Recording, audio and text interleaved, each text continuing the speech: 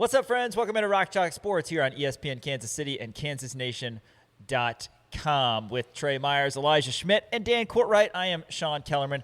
Thanks for joining us here as we get your Tuesday rolling. Got another full show for you. We're opening today talking a little KU volleyball. No media availability today for KU football, but if you follow us on socials, you would have seen a hit that we've got at David Booth Kansas Memorial Stadium. Again, follow us on socials at the Kansas Nation, Twitter, TikTok, Instagram, YouTube, Kansas Nation on Facebook. We'll be back out there the rest of the week. We're going to have media availability. Still have some coverage, some content for you today on the KU football side of things, but want to talk KU volleyball here in this opening segment as some preseason accolades were announced a little bit earlier today. We're going to hear from KU football linebackers coach Chris Simpson next segment. Linebackers been a big topic, I think, of the offseason, the transfer portal, the amount of guys, the amount of talent that KU is bringing in. We're going to hear from Coach, his thoughts on the linebacker room, and then, of course, we'll hear from three of those guys a little bit later in the show.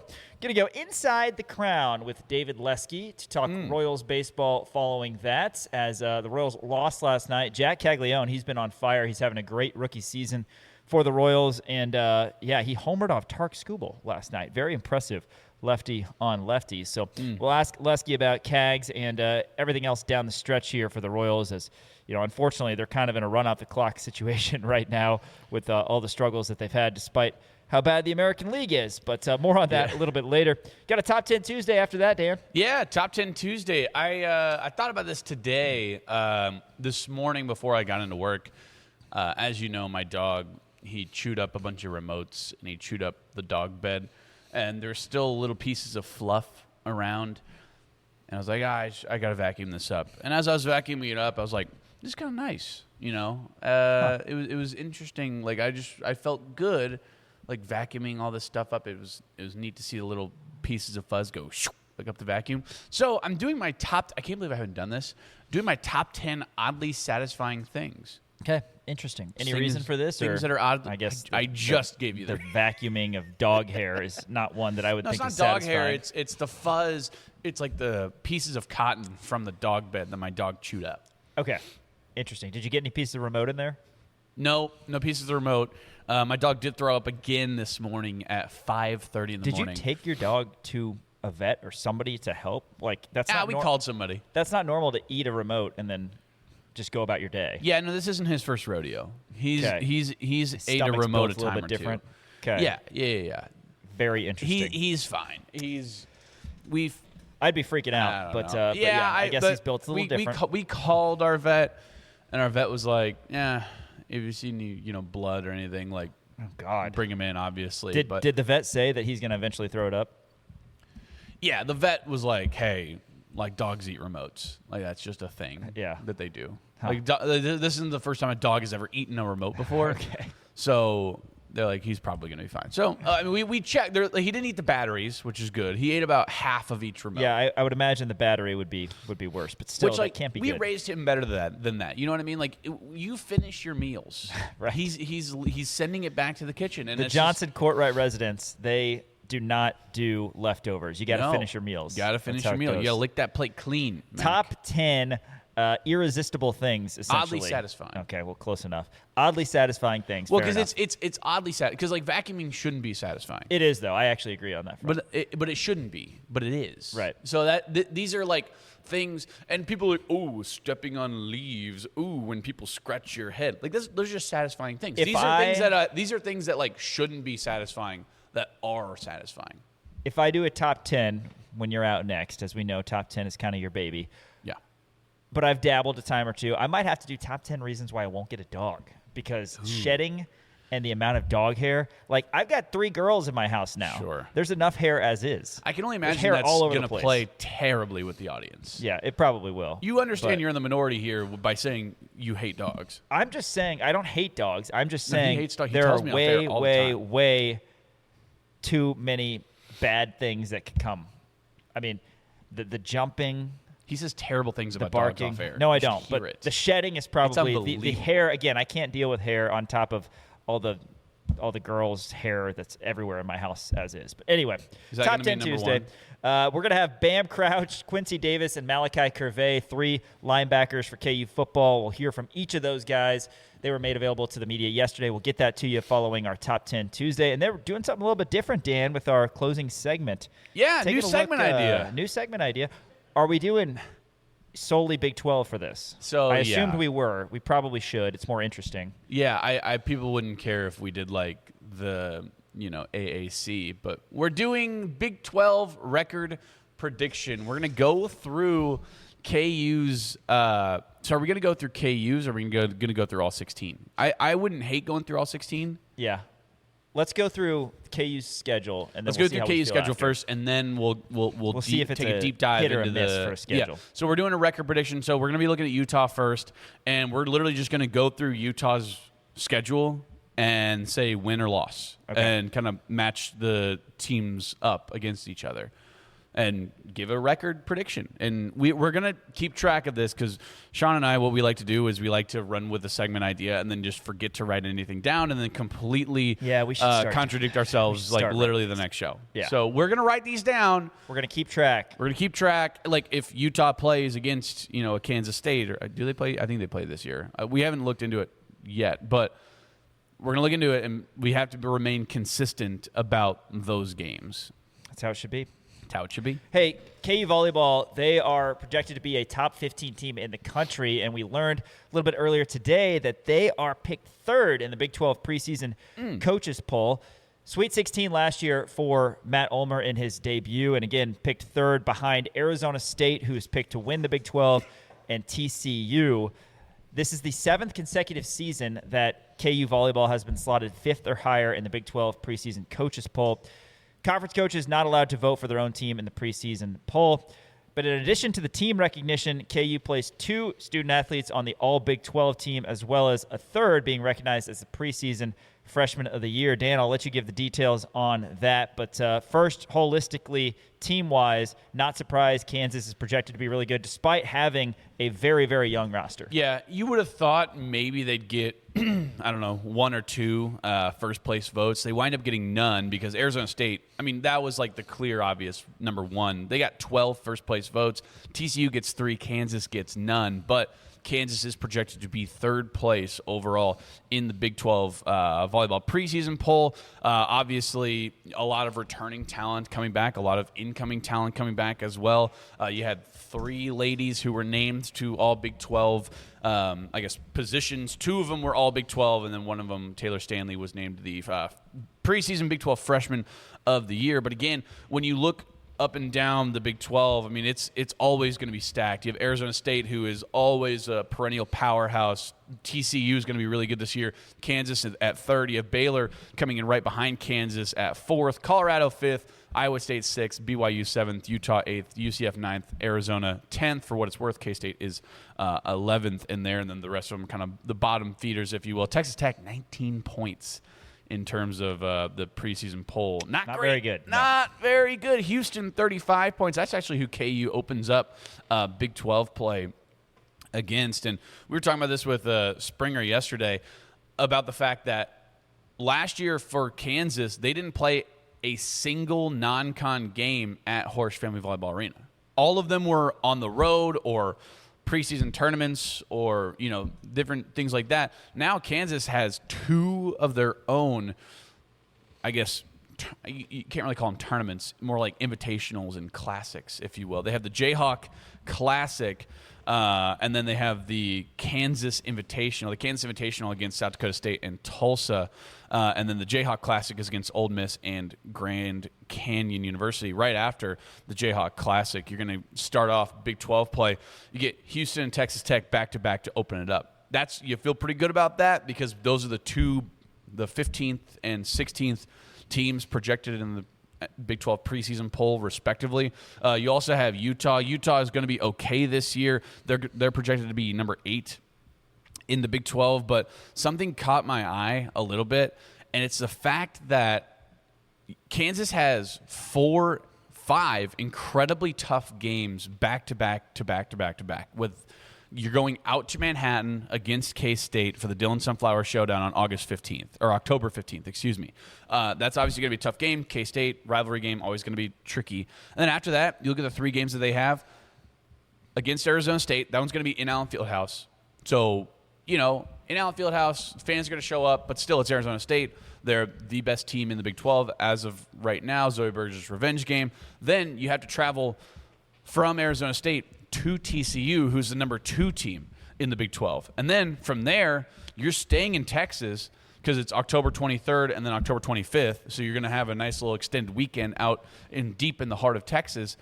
You have to go at Waco, at Baylor, right after that. 2 days after you play against the second-best team, you're playing against the 4th-best team at their place. And then you got to come back to Allen Fieldhouse and play against Kansas State again. So a tough 5-game stretch there. 2 of them are against K-State, and then 3 of them are against the number 1, number 2, and number 4 teams, respectively, in the preseason Big 12 poll.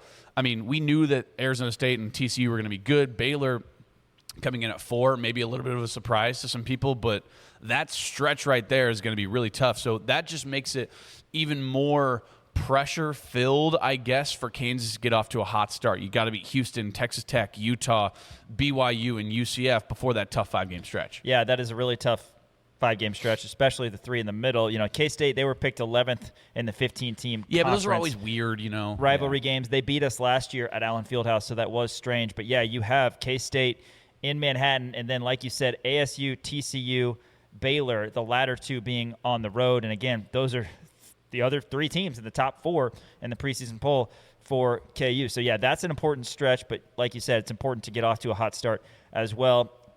After Baylor, who, again, was picked 4th in the preseason, it's Colorado, Iowa State, BYU, Utah. 9, 10, 11 is UCF, Arizona, and K-State. And then 12 through 15 is Cincy, West Virginia, Houston, and Texas Tech. Once that stretch is over, and, again, kind of that 5-game stretch that the bookends are K-State. That's start of November, and KU goes up to Hilton Coliseum to take on Iowa State. But essentially you have, tough games after that as well, because once you have November come, you have Iowa State. Like I said, they're not picked in the top half, but they're still, number 9, and that's never easy playing at Hilton.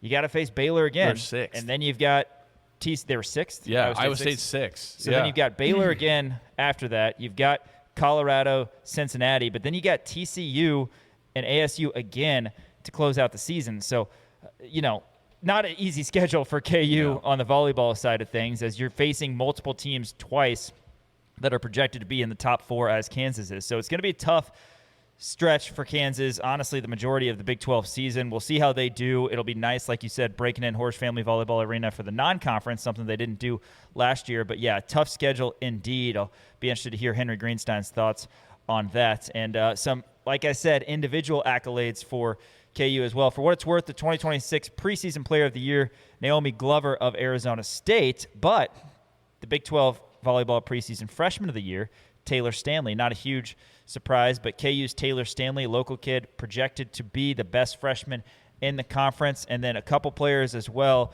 were selected onto the Big 12 volleyball preseason team. There's about 20, 22 players on this team, but Reese Messer, Dan, who is a transfer setter from USC, and then Reese Patak. So the 2 Reeses both get honored by the Big 12. And, Patak, a junior, Messer, a sophomore. Again, not the oldest team in the country, KU, but a lot of talent. And, Messer, I think there was a lot of excitement when she announced she was coming to KU. It was kind of a late addition.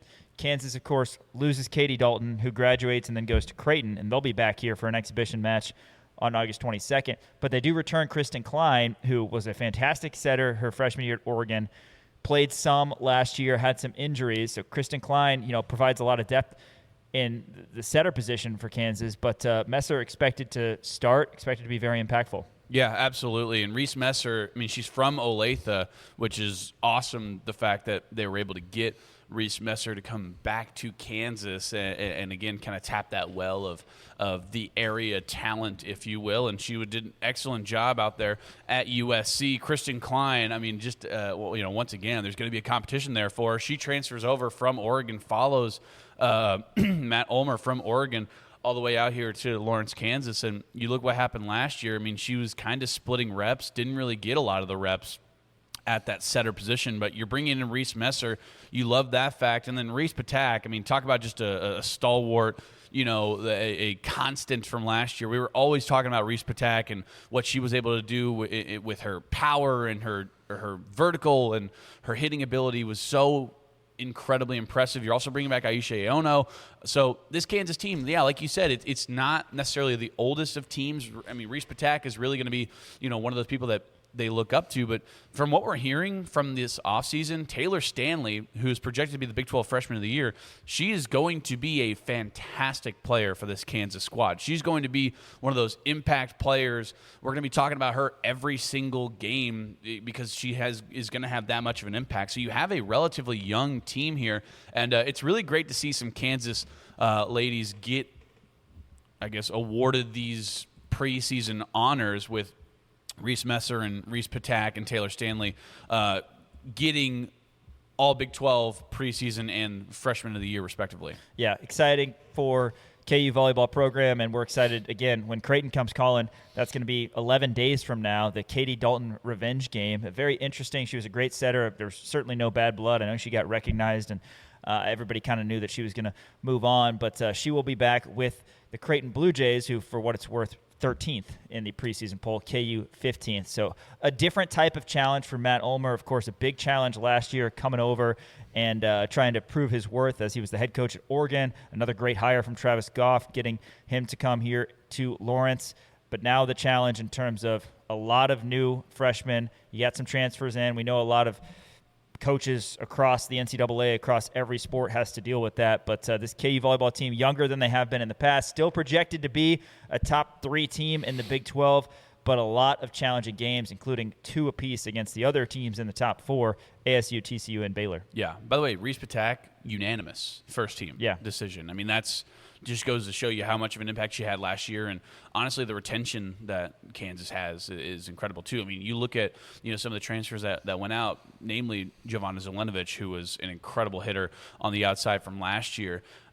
You were kind of nervous about that, but Matt Ulmer, and you talked about Travis Goff being able to just hit home run after home run after home run on every single coaching hire. Matt Ulmer is certainly that one, and honestly doesn't get enough respect, probably. I mean, they finished in the top 15 in the nation last year, made it to the NCAA tournament, and was able to retain a lot of their talent and then also get in a lot of talent as well. Reese Messer was a fantastic get out of the transfer portal, maintaining Reese Patak, maintaining Aisha Aono, being able to get Taylor Stanley from the Kansas City area to come to Kansas has been absolutely massive. And, I mean, you're going to be able to see these girls, by the way, 2 times at Allen Fieldhouse this year. So that's going to be a ton of fun. They did just get a new court out there, Horse Family Volleyball Arena. So if you can get your tickets, I mean, it's going to be hot tickets to get, just because KU Volleyball fans, we probably don't talk about that enough either.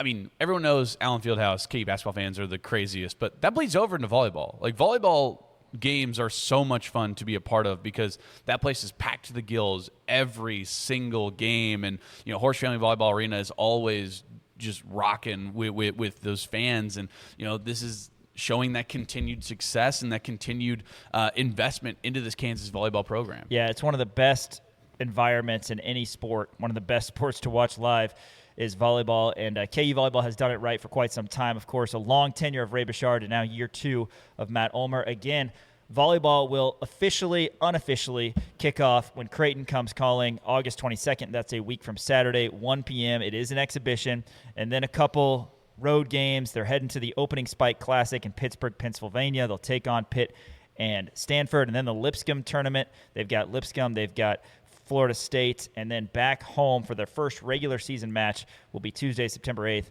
against Wichita State. KU Volleyball, with 3 honored in the preseason and picked 3rd as a team, are the Jayhawks in the Big 12 preseason poll. All right, after this, we're talking KU football. We're going to hear from KU Linebackers coach Chris Simpson to talk about a really deep, in our opinion, linebacker room. That's next. ESPN Kansas City, KansasNation.com. Hey, Kansas fans. Welcome back to Rock Chalk Sports here on KansasNation.com. Thanks to everybody who's watching live on Facebook, live on YouTube as well. I want to tell you about our new partners, Ameritrust Credit Union. They actually sponsored a interview that Tyshawn Taylor had with Christian Brown right here at the Kansas Nation studios. Check that out. It's going live today. So check it out. Again, kansasnation.com or YouTube, wherever you watch us. We really appreciate it, and really good stuff there, talking about not just basketball, but financial well-being as well with the NBA's own Christian Brown. Speaking of Ameritrust, you know the feeling. Fieldhouse gets loud, the chant starts low, and the Jayhawks bring the energy. That is Lawrence. Ameritrust Credit Union thinks your money deserves that same feeling. A team in your corner that's pulling for you, win or lose, season after season. Financial well-being isn't just something they offer, it's why they exist. First car, first home, first business. Whatever's next in your money story, they are right around the corner at 6th and Wakarusa in West Lawrence. Real people making real decisions locally.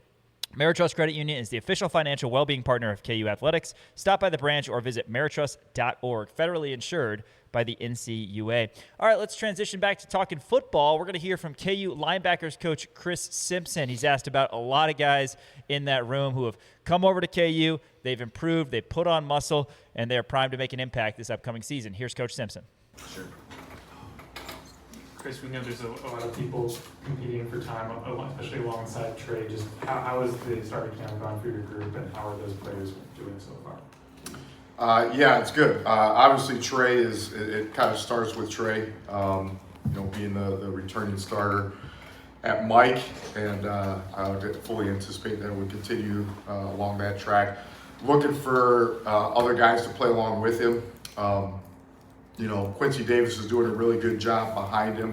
And I would say that Quincy has some position versatility to really be able to bounce around, try to get through the majority of our installs here before I start moving him around. But at the other spot, the Linebacker spot, I think it's kind of by committee a little bit right now. Bam Crouch has probably been the most consistent, if I can say it that way, and that's kind of what I'm looking for right now is some consistency out of that position. I think all those guys have shown flashes, but we're trying to turn those flashes into some consistency, to really be able to have the best guys out there all at the same time. When you talk about guys playing with Trey, what are you looking for exactly, just in terms of those pairings or how they work together with him? Yep. Well, I move guys around quite a bit for multiple reasons, but first off, I want no matter who's out there to be comfortable playing with whoever else they're playing with. Okay, so it's going to start there, and then I'm also trying to just create competition. All right, and I do think that we've done a good job of bringing some guys in here that have allowed us to have some competition.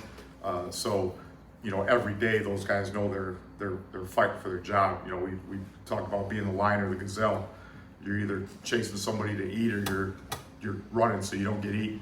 Okay, so at any point in time, every single one of those guys is both. They're both the lion and the gazelle. So that's kind of what we're trying to create by moving guys around a little bit. Obviously, you focused on the linebackers, but are there players on the other side of the ball that have caught your attention through practices? Yeah, I think there's, both quarterbacks have done some really good things, quite honestly. Cam Pickett at receiver, Keaton Quebec has done some really nice things. We've got kind of a good stable of running backs. Yasin Willis is a big body that's going to be hard to bring down. Obviously, nice to have Dylan Edwards here with his versatility and quickness, but offensive line is gelling, so there's some good things happening on both sides of the ball, and some guys are really starting to step up. Tight ends are doing well as well. We did some one-on-one stuff with the tight ends today with our Linebackers. So. Coach Flagpole talked about how Jabril's going to be playing at the heaviest weight he's had. DK talked about how he could play the will or something like the hawk position. Just how do you kind of figure out his fit and where he fits in the picture overall, given his past experience? Yeah, well, I tell you, just in the recruiting process, watching him on film and trying to evaluate and decide what guys we wanted to attempt to bring in here, he was a guy that, number one, he made a lot of plays. Okay, he was an undersized guy, so we kind of looked at it, at least from his body type, as a project, not necessarily the player, but the frame. But we also said, man, if we can put some weight on that kid, as twitchy as he is and athletic as he is, he could be something. And that's kind of where he's at now. And to his verbiage, he said, at some point in time, he just didn't think he could put the weight on, right? But coming here, he just realized that the resources that we have and have allowed him to do that. So it's exciting to see him be able to use his skill set now with a little bit more armor on his body, and I think he's seeing that too.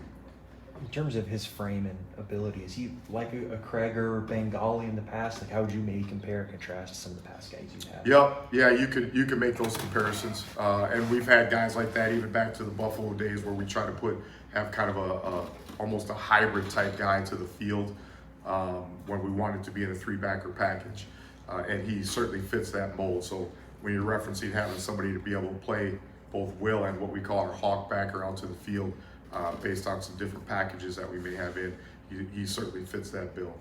Malachi looks like he's a lot bigger than when he first showed up here. What sort of growth have you seen from him?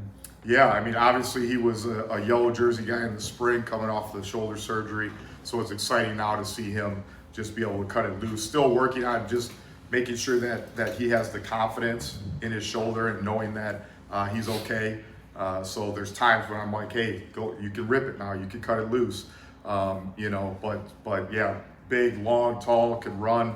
His miles per hour with Coach Sleeve and those guys, he's up there as one of the top elite guys in my room. So that's kind of what you're looking for, especially at that spot with some of the things that we do where he's both on and off the ball, and he fits that mold. Some of the things when he's off of the edge fits him naturally because that's kind of what he was doing a lot of his high school time as well. It's exciting to see him kind of out of that yellow jersey and able to just cut it loose. Coach Lee talked about the strides that Trey has made in the last 6 months. Just what have you seen out of Trey? First off, had a great summer. Okay, summer and off season, all of them really did, and I think the dividends are now being paid from the work that they did over the summer, because we didn't have to start over with anything we were doing. With Coach McDonald's defense and the plan that we have in place in terms of our installation, they just continued to go over and over and over and over again over the summer. So we're able to kind of just hit the ground running, and Trey's a big part of making that happen. So I'm proud of him, honestly, because he's that guy now, okay? And he was that guy in terms of the player, but now he's that guy in terms of the teammate and the leader on the team. So it's been I don't want to say a transformation. He's just taken another step in his process of being that guy, and he really is. I think he's poised to have a really good year. You already mentioned Quincy and where you're at with him. Yep. What's the ceiling for him when you do get maybe to move him around a little bit, or what do you think he can bring, especially with the experience he has? Yeah, he's very sound in everything he does. He knows where he's supposed to fit. He's a good communicator. He's vocal on the field. He's diligent about his off the field process. So there really isn't, whatever his limitations are, as long as he's developing and continuing to progress, there is no limit. The exciting thing about him is that he's got, another year. So Lord willing, we can keep guys like that around in this day and age. Excited to see his process grow in terms of how he's growing as well. And again, I think I mentioned this last time we talked. I had conversations with his coach at his previous spot, and said you're going to love everything he is in terms of his off the field, and he was exactly right. And sort of the flip side of that, maybe what's Josh showing you? Galbraith? Yeah. Again, young player, so he's still growing and maturing. But man, he's another one that if you look at him when he got here, he looks a lot different too. Just a physical specimen. He's gotten bigger in terms of his size. Always had good length. He's a good, tall, lanky guy. But now he's really starting to put on some muscle and has some athletic ability. Just trying to get him comfortable with the speed of the game and those types of things that you have to get comfortable with when you're a freshman. But sure, both of those freshmen are going to be good players, I believe. You mentioned communication. We've heard about that a lot from all sorts of people. What has gone into developing that in your unit this offseason? Because it seems like it was a big emphasis. Yep. We're obviously communication gets everybody on the same page. Part of what I try to get expressed to the backers anyways is that the communication should just confirm what they already know. And because guys are going out there and talked about the summer process, about how much work that they put in terms of knowing the defense, they're going out there with some confidence. And confidence promotes volume. and volume promotes confidence, vice versa. You know what I'm saying? So some of it is just that they, as a unit, we're more comfortable and confident with what we're doing, which is allowing them to project and be more vocal, because it's nothing but constant chatter is what it should be when we're out there. Anything else for Coach Simpson? All right, thanks guys. That's KU linebackers coach Chris Simpson talking about a lot of the talented guys in that room. Dan, we touched on this a little bit yesterday with, last year this team being heavily reliant on two guys in Bengali Kamara and Trey Lathan. Now, it seemed like the first couple days the portal was open, we were hearing all sorts of guys, and a lot of them were linebackers. You got Jabril Al-Amin pretty quick, Quincy Davis, of course, from New Mexico State. You have Bam Crouch coming over from the ACC at Boston College. A lot of talented guys, and we know that DK McDonald likes to switch up the look defensively as well. Should be interesting to kind of see who earns the playing time and what the look will be on that side. Yeah, I think he likes to switch it up a lot, right? We'll see a lot of four-man fronts. We'll see some three-man fronts sometime. As you know, I'm a big fan of the 3-4 defense. So if they are going to do something along those lines, obviously you're going to have Trey Lathan playing that middle linebacker, and they've talked about having Quincy Davis kind of being malleable in a sense where, Quincy Davis, as of right now, technically he is, that, backup to Trey Lathan, but they've been working him in at the will spot. They've been working him in at the strong side spot. So we might see Quincy Davis, make a little bit of an impact on, sort of out of position, if you will, just because he has been so malleable. Again, he has to be able to retain the knowledge of his primary position, but at the same time, right, you're going to need that talent out there. And from everything that we're hearing, Quincy Davis is a very talented linebacker. It's just obviously an adjustment period whenever you transfer from one place to another, especially when it's a G5 to a P4 school. So I bet you that we do see Quincy Davis at least at the will linebacker, and then we're probably going to see Bam Crouch sort of at that strong side linebacker. And don't be shocked when you see Malachi Curvey out there playing kind of that hawk position, if you will. He could really make some damage kind of, rushing on the outside or in coverage, whatever that may be. He's tall, he's lanky, he's 6'4", 245 pounds. He's put on a lot of muscle, and he's not your prototypical, small, big bruising middle linebacker, right? He's really good in coverage. He's really an athlete out there. So I think Malachi Curvey is going to make a massive impact as well. Joe Credit, I think, has been making some waves too. I think you're going to see mostly those guys. Jabril Al-Amin, again, I really like his upside in terms of the coverage aspect of it. So you're probably going to see some rotation with Jabril Al-Amin and Malachi Curvey sort of on those outside linebacker spots. Trey Lathan is going to be that constant that you have in the middle, and then it's going to be kind of a mixture between Quincy Davis and Bam Crouch, whatever that is, on the will and strong side linebackers. And again, that's with a 4 linebacker system, right? Sometimes you're going to see a 4-3 defense. Sometimes you're going to see a 3-4 defense. Hell, we might even see 5 linebackers out there. We might even see 5 D linemen out there with only 2 linebackers down, in the middle. So it all kind of depends. But I think Trey Lathan, and then when I look at it, I think the 2 names that you're going to see the most is going to be Bam Crouch and Trey Lathan. Those 2 guys are going to be the constants. Quincy Davis is going to get a lot of play. Malachi Curvey is going to get a lot of play. Right? Jabril Al-Amin, a lot of play on his side as well. You're going to see a little bit of Jerron Willis. Maybe I think that he's progressing a little slower than a lot of people would have liked to see Jerron Willis, especially coming over from South Carolina and Ole Miss, playing in the SEC. But at the same time, I still think you are going to see a little bit of him. But I do like the upside. And plus, Malachi Curvey, they probably wouldn't have given him to us in the press conferences if they didn't think that he was going to be a guy that we see a lot of on the field this year. So I'm really excited to see what he can do in year 2. It should be interesting because if you go back a couple of years for KU football, you've had a lot of talented guys who also were fast at the linebacker spot. Last year you had Bengali Kamara. You had J.B. Brown, who hit as hard as anybody in 2024. In 2023, you had Craig Young, who was also very fast. So you had a lot of speed in that room. Are you concerned at all that Kansas is forfeiting some of that? Because you do have, like we've talked about, a lot of talented guys, but Lathan isn't known for his, jet speed, and same could probably be said for a lot of other guys. But I don't know if I'm hearing quite as much about, oh, he's as fast as anybody. Granted, everybody's stronger, faster, like Matt Gildersleeve said, but that may be more of a by committee type thing in terms of getting out to the edge. Yeah, I mean, if you ask Trey Lathan, he's the fastest one on the team. He did say that in his press conference. So, you know what? I'll take his. And he was last year too. So if Emmanuel Henderson, if you're watching, then you might have something to say about that. But yeah, right. I'm gonna go ahead and play the "I'll take his word for it" card here. But at the same time, like you said, he's not necessarily known for that. He's known for more of being a smart player. And I think Trey Lathan, I think that's what his best attribute is that he's one of the smartest players out there. And you have to be, and this is something that we consistently talk about, is the fact that he's the quarterback of the defense. He has to know what everybody else is doing.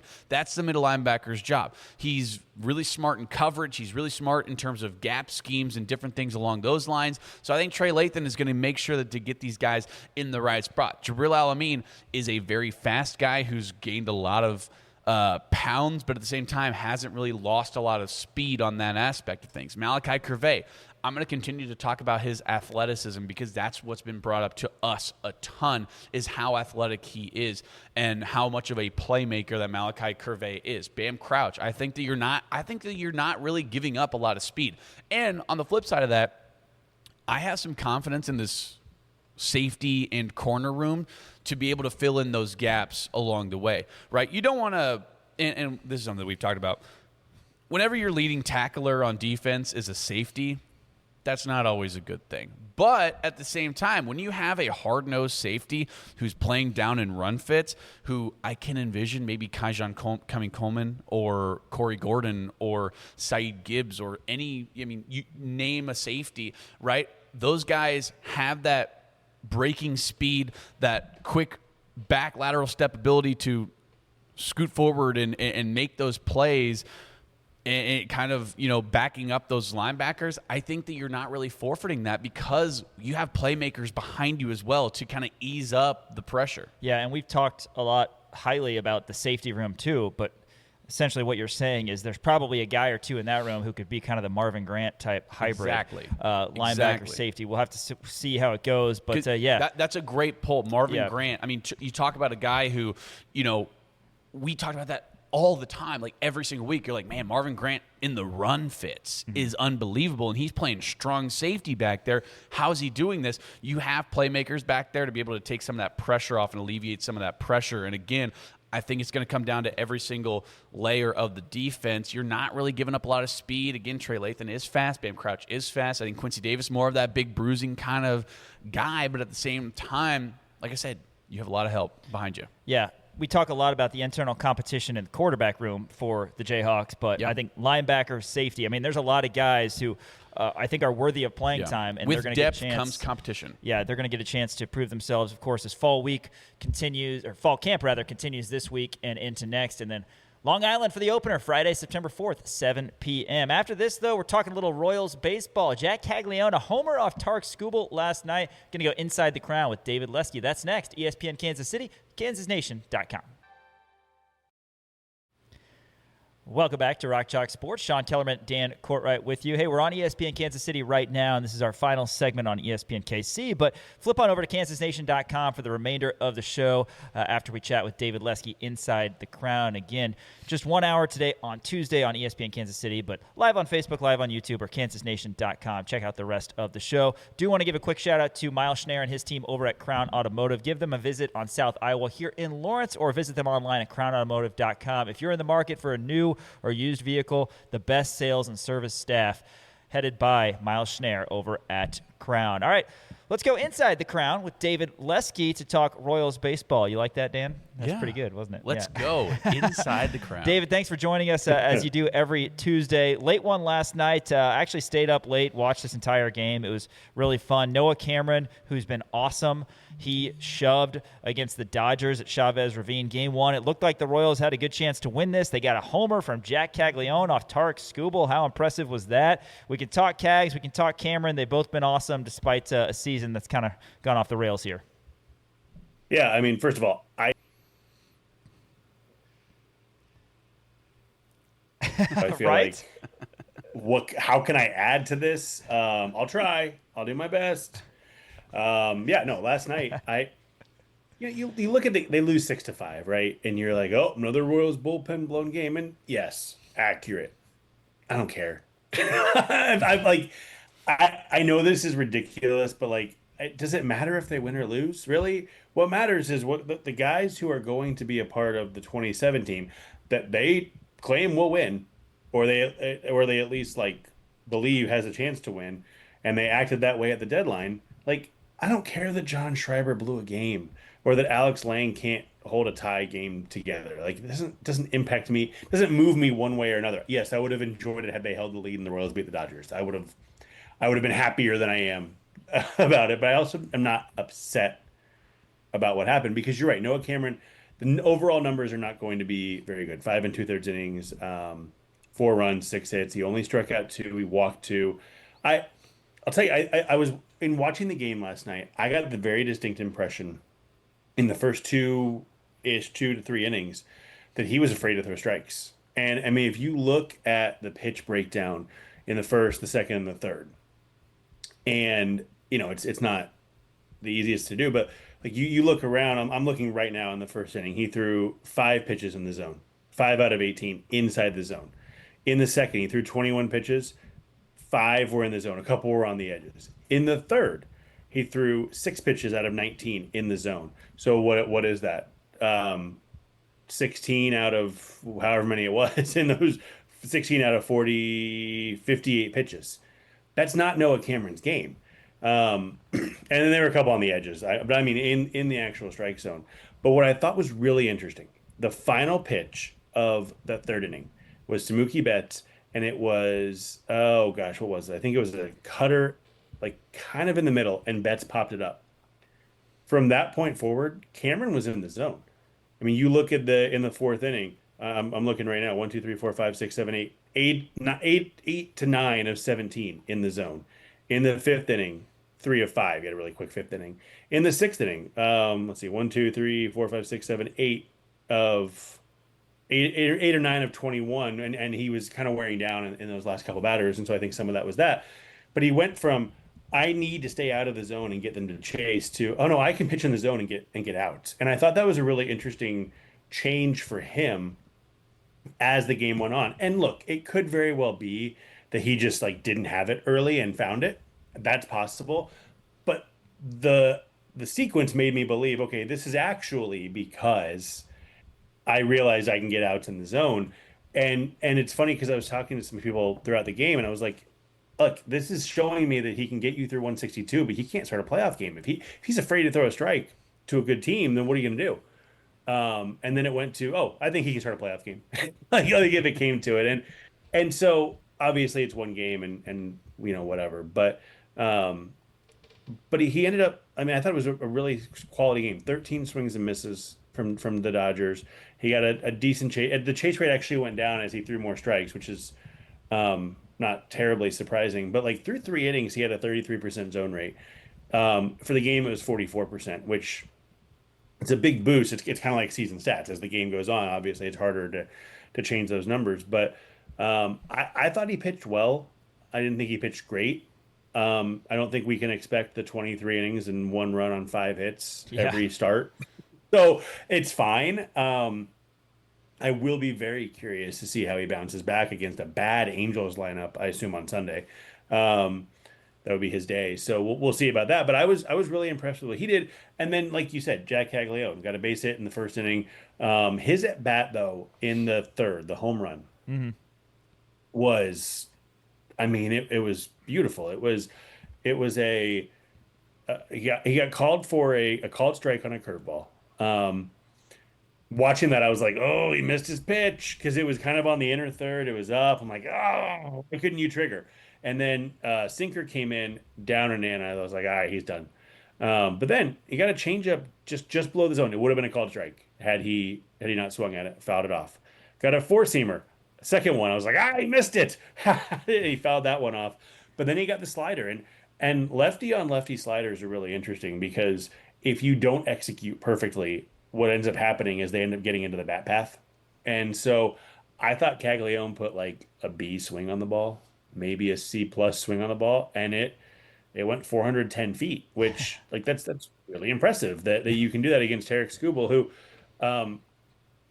I will say, interestingly enough, I looked it up after, and when I looked that up was the moment I realized he has reverse splits this year. Lefties have actually hit Skubal better than righties this season, which is bizarre. But it's really great to see Caglione do that. 2 more hits yesterday. He's what is it, a 9-game hitting streak now, I think, for him. I think it's 9. I'll look that up real quick. But he started after the break a little bit slow, and it was like, is he getting a little bit of a derby curse? Well, now he's hitting 291 with a 595 slugging percentage since the break. So if there is a home run derby curse, it's over for him. Yeah. Yeah, absolutely. David Lesky from Inside the Crown. And, I don't know. I was looking at the August splits, and the ERA isn't great. And you'd said something about how you didn't really, they lost yesterday, but at the same time, it's with a bunch of guys who aren't going to be on the team next year, right? And I guess I want to look forward a little bit just because of the fact, and granted, I don't know, maybe I'm jumping the gun on hanging it up early or whatever, but at the same time, it feels like they're kind of running out the clock right now. When you look at the bones of this team, with Cags playing a lot better down the stretch, obviously heading into next year, presumably he's going to be good. Bobby Witt Jr. obviously coming back, and Michael Garcia. When you look at the bones of this, do you anticipate next year, with all the trade acquisitions that they're able to get, that this could be potentially a year in 2027 where they're making a playoff run? They got work to do. Sure. The offensive core, I think, is there. And they can add to it. I don't. Let's not pretend like this offense is complete. But a lot of people talk about like Michael Garcia. He was struggling before the injury, and yes, he was struggling before he went on the IL. That's a different statement than he was struggling before the injury. He said that he felt the thing in his hand in St. Louis, but he hurt his thumb on a dive on April 30th. Through that game, though, this is crazy. He was hitting 274, 341, 442. Last year, he hit 286, 351, 449. That looks like a carbon copy. That looks like he was repeating what he did last season and then hurt himself and played through an injury for, when did he go on the IL? June 22nd was his last game before he went on the IL. That's nearly 2 months of playing hurt. And look, the results showed it. If you look at the numbers, in those nearly 2 months, 252, 304, 323, 0 home runs. His last home run was April 30th. The day that there's a video, I can't remember what it was, that he hurt his thumb diving for a ball on April 30th. You can't tell me that wasn't the start. And so, I look at that. I feel good about Michael Garcia. I feel like he's, as long as he's healthy. Now, I do have concerns about this hand thing because they can't figure it out unless he swings the bat and fouls the ball off. And as soon as he does, it hurts again, and they put him, and he goes off a rehab assignment. So I don't know how they fix that. I don't have an answer for that because it doesn't happen until it happens. But you feel good about him. I think you feel, like you said, Caglione's progression, Carter Jensen. I think he's wearing down a little bit, but I think he's shown that he's a big league contributor in some way. I think he's a starting catcher in the big leagues. Give him some days off for sure. Don't make the same mistake you make with Sally every year. But I think you look at those guys, and then you see like a Michael Massey can be that bottom of the order guy. I think Isaac Collins has shown, hey, he can get on base a little bit. The defense has been much better since the first month or so of the season. And now you're starting to fill in. Do they keep Vinny Pasquantino, or do they trade him? Do they, I don't know. There's some ins and outs, and like I said, they could use another bat to fit in the middle of that lineup because Salvi is aged out of that. But I feel pretty good about that. The question, and there's 2 questions. One, who is Noah Cameron? Is he a guy who can pitch in front of Michael Wacha in a rotation, or is he a guy who pitches behind Wacha and Lugo? If he's the guy behind, they have even more work to do. And I think he's probably like on par to slightly behind Wacha, in my opinion. They need 2 starters. I said this before. They need 2 starters who are at least as good and probably better than Michael Wacha. And they might need 5 relievers. It's doable. And if they can, the starters is the hardest part because relievers you can kind of get off the scrap heap and feel like you can piece it together. And I feel like a lot of what happened this season is kind of an aberration that has snowballed in a big way. I think you go into next season and maybe they have a better first couple weeks, and all of a sudden you're like, oh, this bullpen's fine. No issues here, whatever. With Urseg, with Duran, with Cruz, with whoever. But they need to fill those. And if they can fill the starter spots, I feel confident they can take care of the bullpen. And if they do that, yes, I think they can make a playoff push. The big question for me, and I don't know if you want to talk about this too much or not, but Daniel Lynch starting, how does that conversion help? Because if they believe that Noah Cameron has unlocked something to be better than Michael Wacha and Daniel Lynch can be a starter, you only need one starter now. You only need one legitimate starter to sign, and then that makes things a lot easier as well. I don't think it'll happen, but that is the path they could go. Yeah. Yeah, no doubt about that. We'll see if Lynch is able to transition and that goes smoothly or not. Last thing for you, David. Still got a couple minutes, but want to ask you kind of about the remainder of the season because unfortunately so much of our conversation has been about the future and, what the Royals need. But realistically, in trying to enjoy as a fan who knows the Royals aren't going to the postseason the rest of the year, what are things that you're looking for as a fan in terms of this is what I want to see down the stretch aside from guys being healthy to make it an enjoyable stretch run?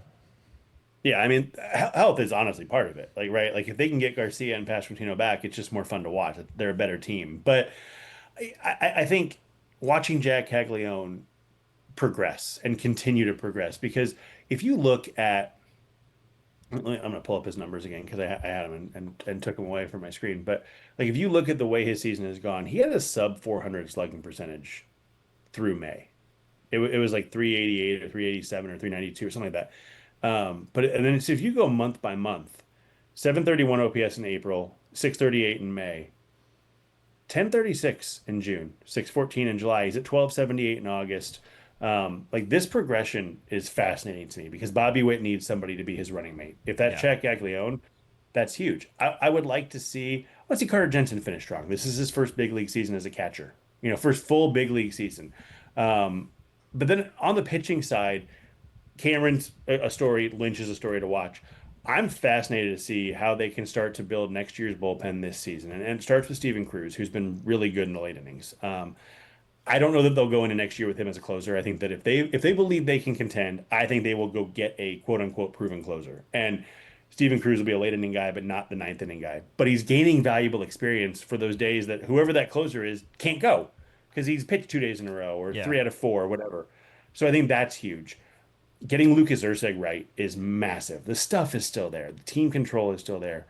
He can and should be a valuable reliever next season. They've got to fix him. They've got to figure that out. And then really just auditioning guys. Auditioning Duran. Auditioning Nolan Hoffman, who they picked up last week. Maybe seeing whoever come up. I haven't talked to anybody about this. I'd love to see them move Hunter Owen in Double-A to the bullpen, see if that stuff eats, and see what he can do as a lefty, because they need some lefties now in the bullpen too. So a lot of that's the relief stuff and watching power arms be power arms, but it's a lot more enjoyable than watching Matt Strom throw 91-mile-per-hour sliders that can hit 430 feet. Yeah, exactly. Well, like you said, I mean, if Cags is going to be this, I mean, he's got 21 homers, and I think I saw his OPS was 808. I don't know if that was after the final out or after the home run. Yes, I mean, that's really, really good for a young player, and if you get him and Bobby going and, get some questions answered with Pasquantino and get he and Garcia healthy, man, it's fun. We'll see what the Royals opt to do, but, you got to have pitching. The Royals tried to get as much as they could, it seemed like, with the pieces they were willing to let go of at the trade deadline, and we'll have to see if those guys like Duran work out. David Lesky, InsideTheCrown.substack.com. Give him a subscription. He's got great coverage of the Royals. David, always appreciate your time, man. We'll chat soon. Sounds good. Thanks, guys. You got it. David Lesky joining us here on Rock Chalk Sports. Again, if you're listening on ESPN Kansas City, flip on over to KansasNation.com, live on Facebook, live on YouTube for the remainder of our show here on Kansas Nation. More coming up, KansasNation.com. From day one. Got to tell you about Jayhawk Checking from Central Bank. Jayhawk fans can carry their pride wherever they go with the official Jayhawk debit card. It's a simple way to show school spirit every day. Central Bank is proud to support the traditions and communities that bring people together. As the proud community banking partner of the University of Kansas, Central Bank is committed to serving Jayhawk fans with banking options designed for real life, on campus, at work, and everywhere in between. Learn more about Jayhawk Checking and the exclusive debit card at jayhawkchecking.com. jayhawkchecking.com. Central Bank, the proud community banking partner of the University of Kansas, member FDIC. Speaking of Central Bank, they are proudly putting forth the kickoff at Corinth Square on Friday, which we are excited to be in attendance for. We are going to be out there at Corinth Square. I emailed our boss about this today. You want to break out the man on the street? We could segment. I'm on so board with if it. you're out there and if you see us, come up to us and we might just interview you. Actually, I will almost guarantee it. Yes, yeah, we certainly will be happy to get you on air across the Kansas Nation socials. But yeah, it is again presented by Central Bank. It's Friday from 6 to 9. Dan and I are going to be out there early getting set up, but there's going to be local vendors, tons of family-friendly activities, plenty of Jayhawk spirit. Bring the family, wear your crimson and blue, celebrate the start of another exciting Jayhawk football season. Again, it's the KU kickoff at Corinth Square presented by Central Bank Friday night in Prairie Village. All right, Dan, it's Top 10 Tuesday. What do we got? It's Top 10 Tuesday. Can you believe I haven't done this yet? I've done a lot of weird Top 10 Tuesdays. Yeah. Forbidden I'm foods. surprised you have not done it. I'm not going to lie. This feels like a layup. This feels like one that I should have done like way early and before top 10s really got their legs, but I haven't done it. I like went back and I was like, oh, interesting. I'm doing my top 10 oddly satisfying things because I was vacuuming today. I did like the crunching leaves thing that you were talking about earlier. Oh, that sure. That is satisfying. It's very satisfying. Vacuuming is very good too. Yes. I'll be interested. Maybe I'm going to actually agree with you on some of these. I think some of them are going to be weird and I'm going to hate, I'm sure. Yeah, I think you will. I think it's going to be agreeable. Yeah, I think it'll be agreeable. I have some weird ones on here. Let's go ahead and start off with number 10 on my top 10 oddly satisfying things. Cleaning the lint trap on the dryer.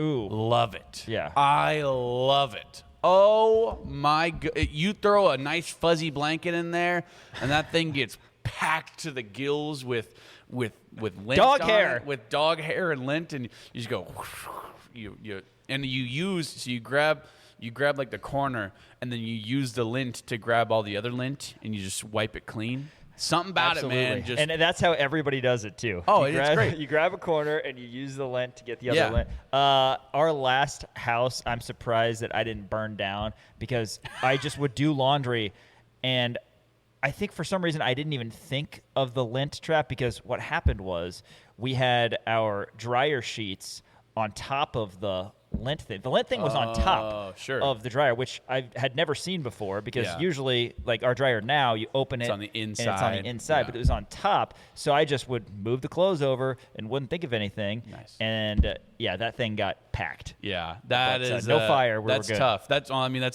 good that there was no fire. Yeah. Ours is on the top too. And it's like it's long. It's like a long rectangle one. Yeah, you pull it out.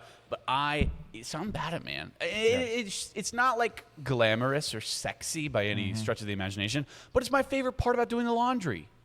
Yeah. And there's not a lot of good parts about doing the laundry. Okay. Yeah, it's a short list. I don't like folding. I don't like moving the stuff. I don't like touching wet socks. Yeah. But I do love cleaning that lint trap. Something about it. All right. Something about it's just great. Where do you put your lint, by the way? We got a little tiny trash can atop. Okay. Yeah. Fair. So what we do is because we use like the pods, like Tide Pods. Okay. And we just have an empty Tide Pod container. So we always have 2 Tide Pod containers up there. One of them is completely empty that's filled with lint, and the other one has the actual Tide Pods in it. So it gets confusing sometimes because sometimes I'll grab the one with lint and I go, I'll grab the actual one. But that's where we put ours. We don't have a trash can down there. And then you eventually take it up to the trash. Eventually. So whenever we run out of Tide Pods in the other one, then we throw the old one away and then use that one as the trash can and then the new one as the new Tide Pod thing. So okay. Fair enough. It's very easy, but I do something about it, man. I love cleaning that lint trap. Number 9 on my top 10 oddly satisfying things. And again, these are oddly satisfying. So they're not just like people oddly satisfying. I was doing a little research before this and people on Reddit were like, when people scratch my head, it's like, yeah, that's just satisfying. It's not there's nothing odd about that. That's just satisfying. When I get a massage, yeah, okay. That's satisfying for everybody. Yeah, that's satisfying for maybe not laying down masseuse, in bed. But yeah. Oh, I love it when I lay Eating down. pizza. Yeah. Ooh, oddly satisfying pizza. Yeah, it's not. That's just satisfying. These are odd things. Number 9. I used to do this a lot. I don't do it anymore because I'm rarely ever out at bars. I mean, we go to bars from time to time. But Dabble. not as much as I was like when I was in college. Yeah.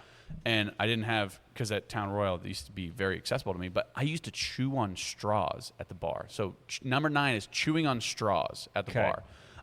Something about it, like, and they had to be not like regular straws, but the little black ones, the little tiny black ones, and I would fold The it. tiny, skinny ones? Yeah, the tiny, skinny black straws. I would fold it to where it would be about 2/3 of the size. Yeah. But so it would have a crease, and I would put it in my mouth, and I would just. Are you a toothpick guy?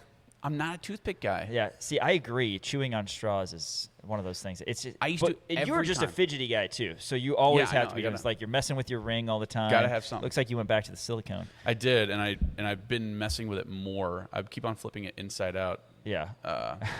But yeah, I used to just chew on straws like nobody's business. Like maybe this was before your mustache, because now you're touching your mustache all all the time. But I used to. I mean, when I would go to Town Royal, when I wasn't working there, when I would just go, I would like strategically like sit right where, because they would have the straws on the bar, and I would sit right next to it, and then I would just immediately pull one, and I would chew on it.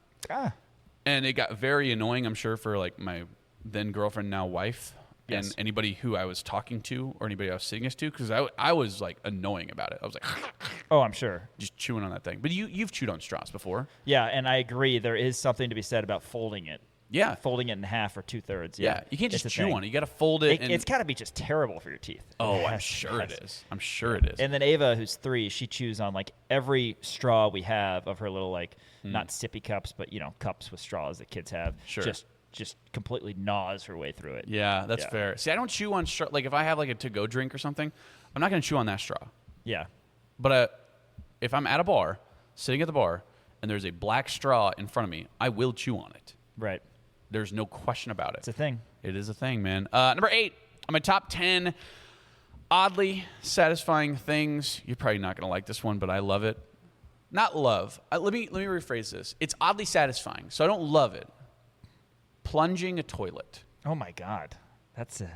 Is it a weird one? I don't love it because I'm kind of a germaphobe. So like Sure. anytime I touch the plunger, then I have to wash my hands, See- and then you have to put the plunger away. Then I have to wash my hands again, Well, and it's a whole sure. big thing. I mean, yeah, I'm washing my hands too. Well, I'm good. being It's clean just about annoying. Yeah. No, but it's I like it feels good whenever you just goes whoosh, and it goes down, and you're like, I did that. When I what did it. goes down? The poop in the toilet. I again, this is not eating pizza and laying down in bed satisfying. These are oddly satisfying things, and I Yes. think that is satisfying, and I think it's maybe a little odd. It certainly is odd. Yes. I will give you that. I don't. What's so crazy? You've never felt any sort of satisfaction or gratification whatsoever when you successfully unclogged a toilet. No. I would say Never. no. I want you next time you're plunging in a toilet and you see it go down, go like, all right, I don't know, something about it. You're like, all right, it's not bad. Oh, Something God. about it. All right. Because, and I think let me. I'm gonna try to work through this like in a psychological way because it's so like gross Yes. that when you finally get it done and it's Yeah, gone it's and you're like like, a all right, win. I'm I done. get- You're I like, get that. I win. And I it's like, get that. I'm done with it. Right. Thank God. Whew. You put it Put back it- and then you wash put it your away, hands and then and then wash you're your like, hands, are you like, all right, yeah. like disaster avoided. Yeah. That could have been on the ground and it wasn't. It is nice in terms of it's a problem that you just fixed. Yeah. Yes. That's what I'm And, saying. Yeah. I think That's a plus. That's I'll- maybe the root I'll give you of that. a lot of this stuff. Right. I don't know. I mean, look, again, I'm not like, ooh, yay, I get to unclog my toilet. Like, I'm not like looking forward to it, but it's a satisfying thing when you successfully do it. You know? I don't know. Maybe that's weird. Maybe that's just a me thing. Number 7 on my top 10 oddly satisfying things. When I watch a football team score out of 32 personnel. Yeah. So good. Because here's the thing. When you watch 32 personnel, usually it's power I or sometimes it's a wing T formation. The Maryland I comes to mind. That's like short yardage stuff. The more tight ends, the better, right? I agree. But that's short yardage stuff, man. It's 2nd and 1 or even like 4th and inches or something. Or you're at the goal line. Oh, you know what we should do? But I like long runs. We should do a fantasy draft where snake draft. Yeah. We each select a player, it has to be a running back or a tight end Sure. for our own 32 personnel. Ooh, I You like that. No linemen, just I running like back that. and tight end. That's good. And, so like I would take, I'd be tempted, KU football, I'd be tempted to take Devin Neal first. But What about Brandon McAnderson? What about Jared Casey? BMAC, that'd be a good pull. I think BMAC's the right answer. John Cornish. For at least the fullback, right? John Cornish, Yeah. great pull. I think Sims would be good. And then you get at some. 32. I bet he'd be good then you get if you're some running big- a wing T. Like big he has, bruising tight end. yeah. Oh yeah. Yeah. Jared Casey. That's honestly Casey's great. Good pull. Man, we've had some big tight ends. Earl Bostic comes to mind. Who is the tight end on the 08 Orange Bowl team that played for the Buffalo Bills? Derek Fine. Derek Fine. Yeah. I think that's a good one. Anyway. Yeah, I don't know. I actually don't. I don't think that's. And granted, yeah, touchdowns are satisfying, sure. So maybe that falls under the. But more specific, like when you're in 32 personnel and you see a hole bust open, and it should be a 1 yard run, and all of a sudden it's a 40-yard touchdown. You go, there you go. I love it. Love it. Oddly satisfying. Love that stuff. It's. And now, granted, maybe that's not odd. I do like watching just 32 personnel football. I like watching, and in the world of spread offenses and those damn West Coasterners getting their grubby mitts on the beautiful game of football, running those spreads. If you were a wide receiver, you'd be singing a different tune. Oh, I'm sure I would be. But I think there's something beautiful about a tightly packed box, and you're running 32 personnel, and you get 3 yards in a cloud of dust. Something beautiful about it. That goes back to the root of what football was. Andy Flower, if you're watching, we're going to be moving on to number 6. We're going to be moving on to number 6. Number 6 on my top 10 oddly satisfying things. This is a personal one for me. I used to do this a lot when I was a kid. Now it's not nearly as accessible to me anymore. But I would dip my finger in melted wax. My parents would have this, and then there was actually, I remember this specifically, there was a chiropractor's office that I used to do this at. Dip your finger in melted wax. Yeah, so those wax melt things where you put a dish on and there's cubes of wax and there's a light underneath and it melts the wax and it's supposed to put off a good smell. You're familiar? No. How are you not familiar with these? Trey, you know what I'm talking about. Yeah, of course you do. I would dip my finger in it, and then my finger would be covered with wax, and then I would rub it on my face.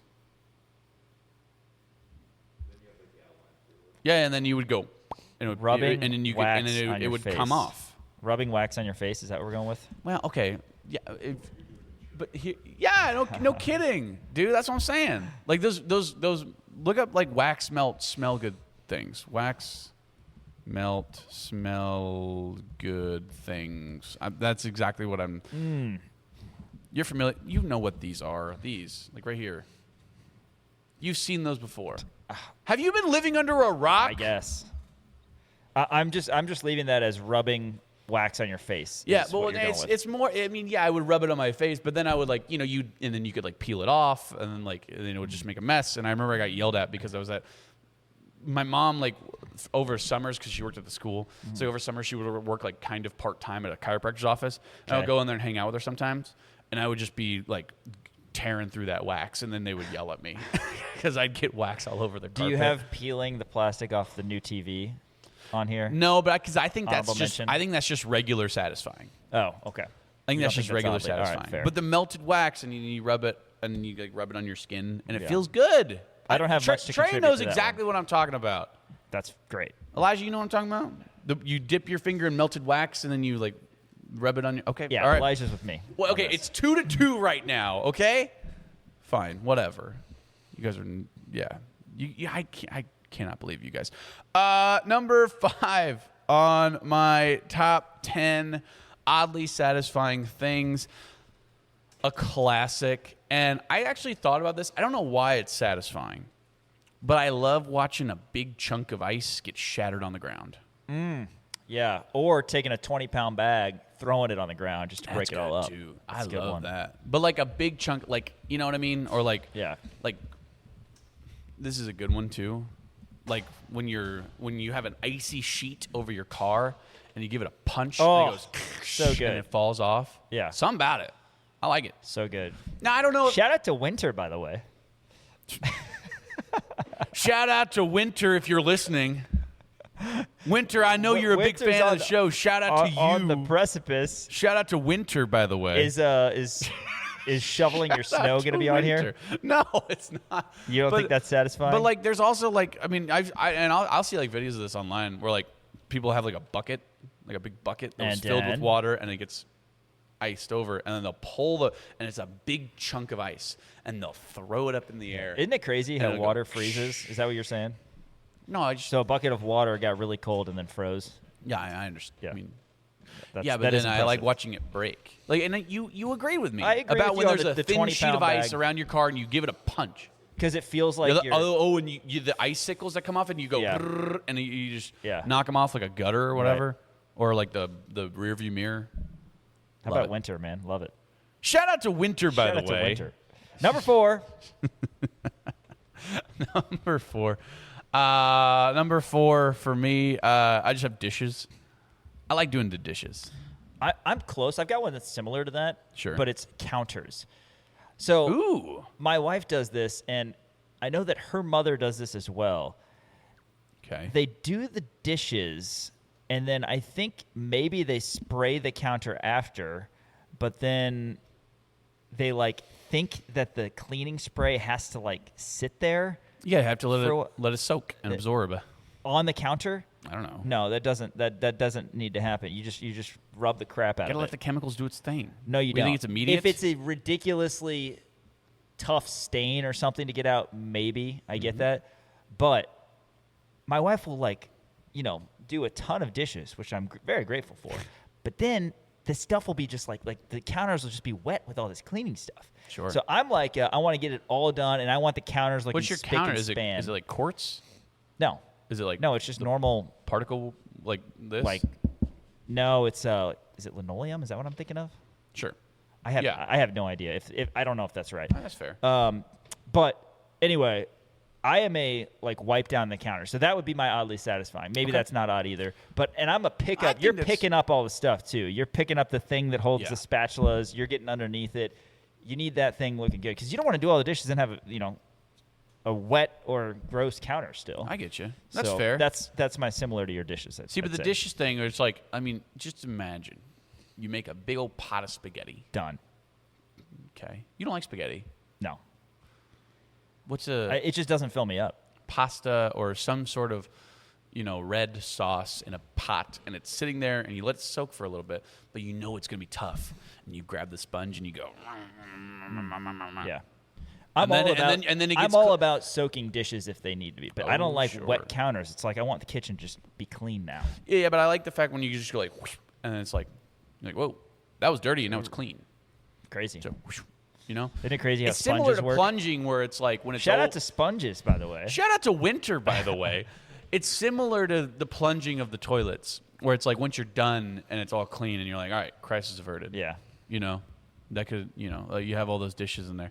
All right, number 3 on my top 10 oddly satisfying things. I have population density maps of the United States. I like it. I'm going to pull one up. Because population density of USA.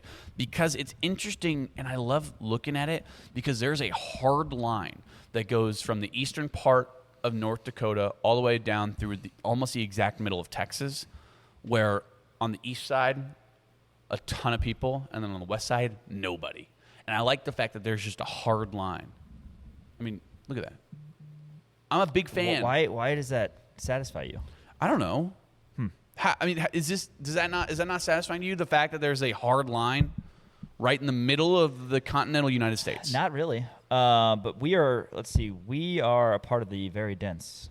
Yeah, we're technically a part of the very dense part, but it goes right through the middle, and I just like that a lot. Okay.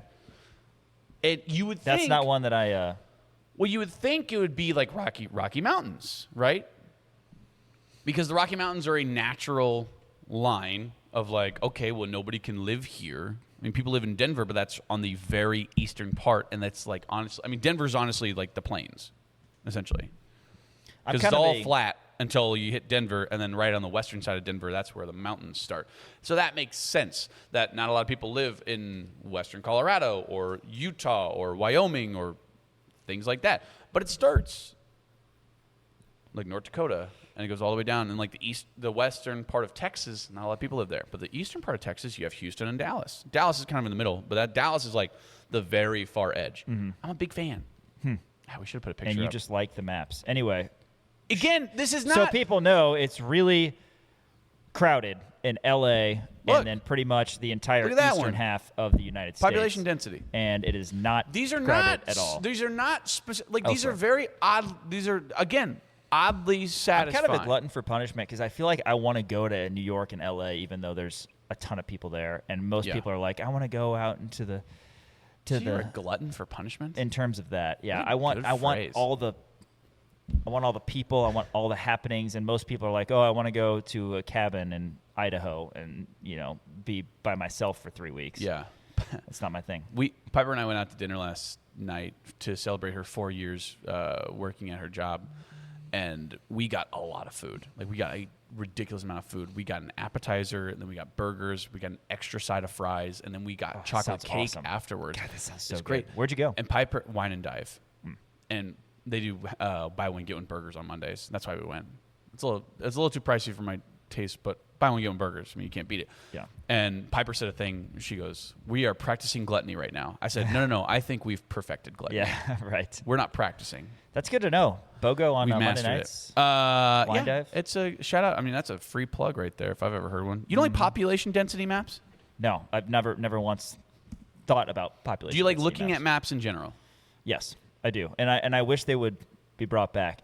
When Trey had a good one. Those topography maps where you can play with the sand and then it like makes it different colors. That would be more interesting to me. Yeah, I would like those that. are fun. We go to Canada, as you know, as often as we can, but it is funny. My dad's been going long enough. They used to have maps in the car to make sure they were going right because now we've got all the global positioning system. And I all like that. looking at different like maps in the way like it's always fun where they're like most alcohol drink per county and then like Wisconsin is just like a deep blue. Right. You know, that's pretty good. Number two.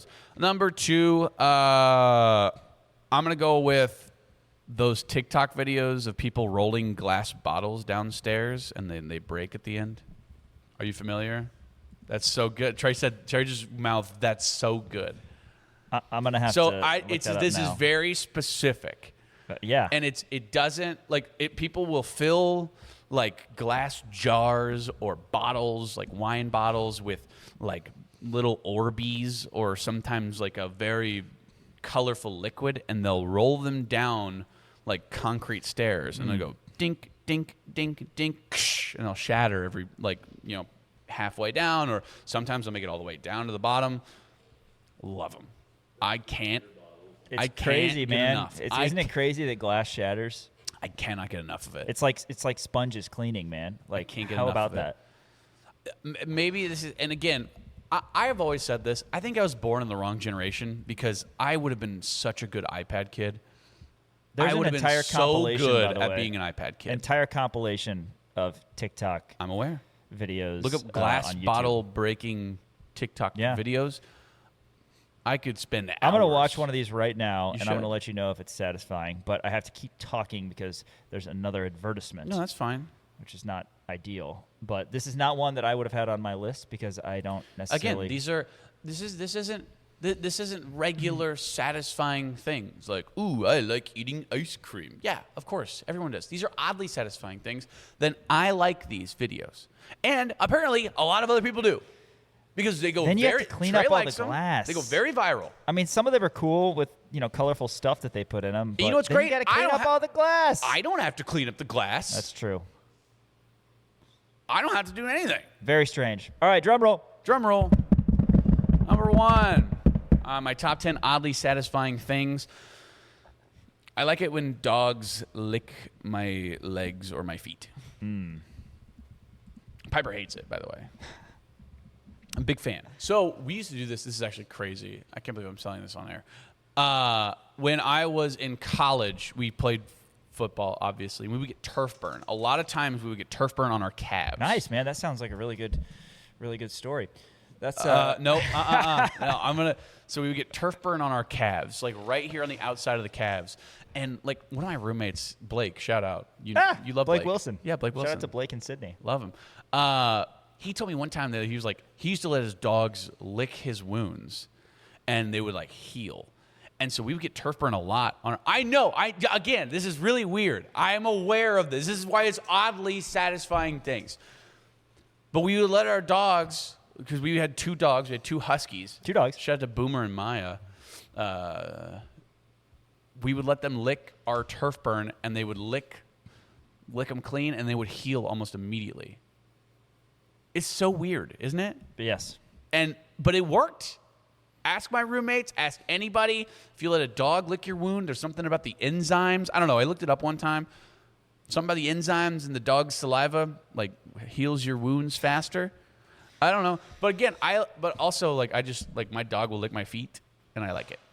What are some honorable mentions you got? I don't have any honorable mentions. No honorable mentions. Do you have this any? Is a firm 10. No, anything that I've had, I think I've already said. But Do you agree with me on most of before the end these? of the show.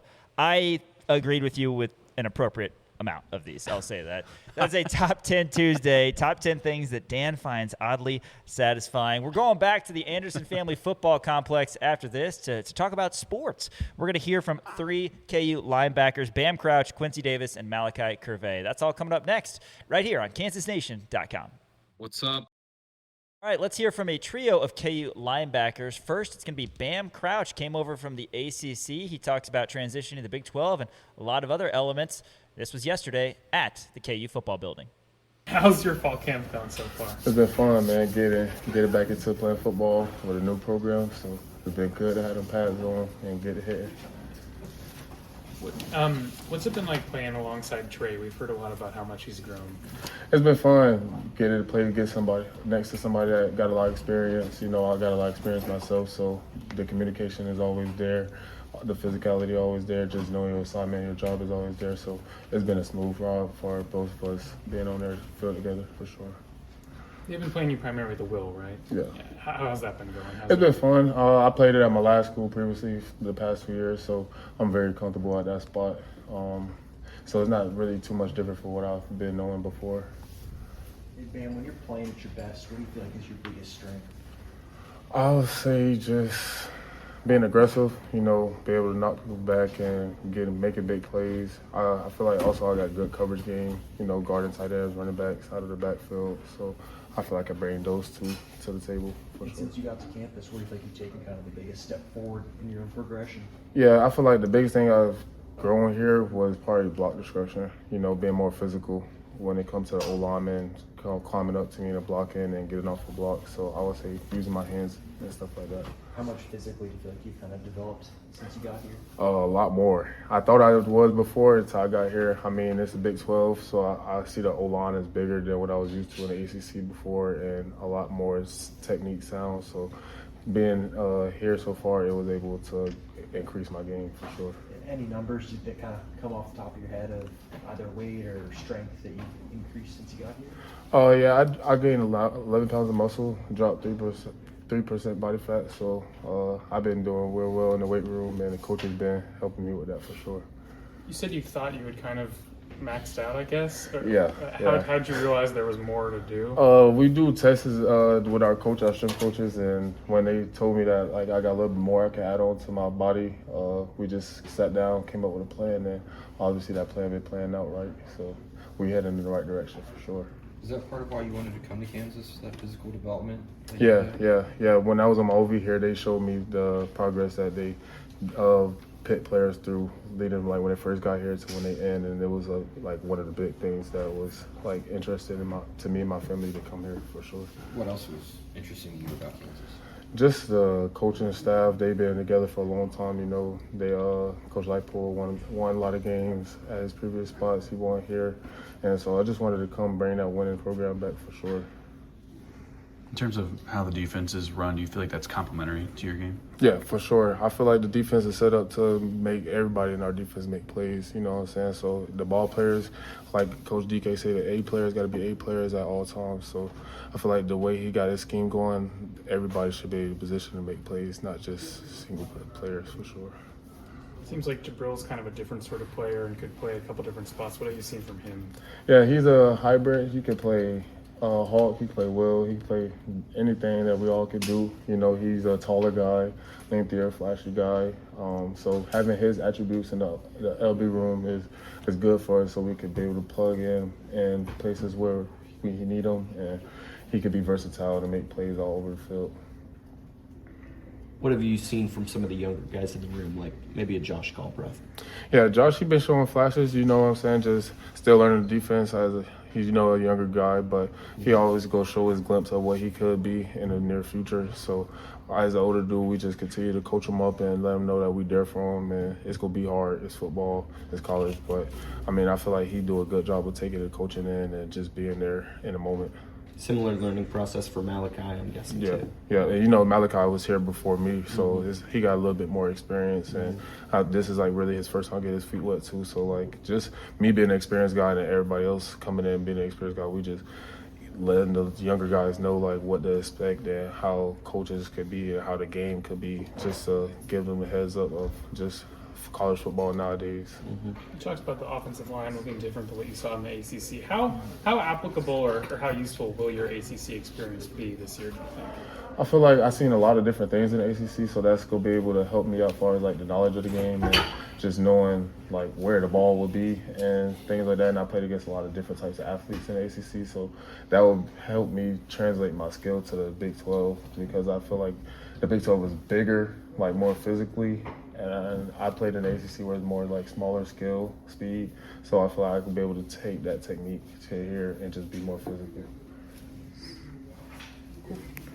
That's incoming linebacker Bam Crouch. And Dan, you said he's going to see a lot of snaps. In your opinion, that he's kind of going to be that second guy after Trey Lathan, linebacker room. Yeah, and you know, a guy with a lot of experience. He was obviously a captain at Boston College, but then, you know, kind of took a step backwards after somebody wound up getting more playing time than him. That's just the way that football is sometimes, but this is a guy with real P4 experience, a really fast linebacker, a really smart linebacker as well, and I think he's going to be fitting in well with this style of defense. One guy that people have talked about since he's gotten here on campus and going back to spring ball has really, really impressed is Quincy Davis, also in the linebacking room.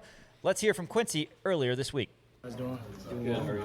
Good, man. How's fall camp going for you so far? Fall camp's been good, man. Just trying to really be more sound with the defense as we've been through the installs plenty of times, just getting to know like everybody's position and what their job is on the field. So it's been going well. Coach Simpson talked about how big the summer was to just continue learning. How have you seen the work you guys put into the summer translate to the start of fall camp so far? I mean, just the linebackers in general, like we all put the time in together, like whether it be the walkthrough room, watching some film together, just really understanding our positions and knowing that we can trust each other on the field. What goes into building that trust on the field? Is it just time together out there together? Or? Yeah, I would say like Coach Lee always talks about connection with each other. And I feel the same way about it, like connecting with the people on the team, not just in the linebacker room, but everywhere.